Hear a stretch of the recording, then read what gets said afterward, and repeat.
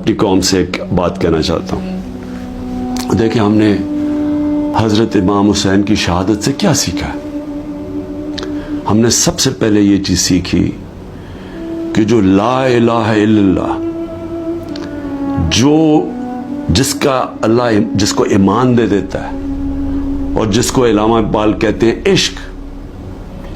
اور میں نے ایک علامہ اقبال کا فارسی میں نے ٹویٹ بھی کیا ہے، اور میں نے اس کو اپنی انسٹاگرام اور سارے فورمز پہ کہا ہے کہ وہ فارسی کا ہے لیکن اس میں انگریزی میں بھی اور اردو میں بھی پورا اس کا ترجمہ ہے. تو علامہ اقبال ان کی شہادت کو کیسے دیکھتے ہیں؟ اتنی خوبصورتی سے انہوں نے بتایا ہوا ہے کہ لا الہ الا اللہ کا مطلب آزادی، اور آزادی خوف سے بھی، آزادی اپنی میں سے بھی، اور وہ آتی ہے عشق اللہ سے عشق کرنے سے.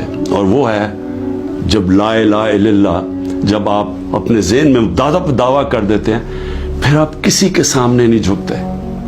تو جب پتا تھا کہ وہ پوری کی پوری فوج سامنے کھڑی ہے، پیچھے نہیں ہٹے، جھکے نہیں.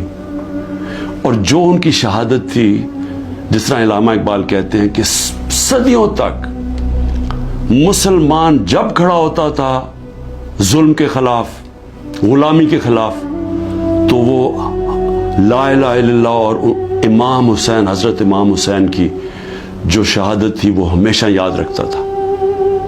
وہ جو پتہ ہوتے ہوئے ایک انسان کو کہ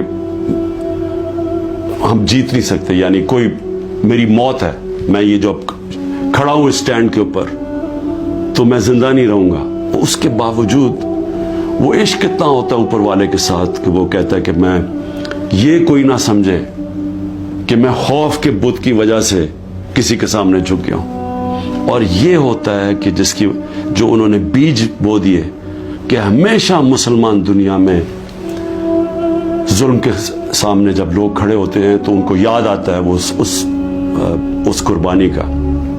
اور یہ بھی یاد رکھیں کہ یزید نے کیسے یہ ظلم ہونے دیا تھا. وہ کیوں کامیاب ہوا؟ کیونکہ کوفہ کے لوگ اتنے خوف زدہ تھے. اس نے اپنا ظالم گورنر کو رکھا تھا، اس کے ظلم کی وجہ سے وہ اتنے سہمے ہوئے تھے، وہ اتنے ڈر گئے تھے یزید کے ظلم سے کہ وہ نکلے نہیں.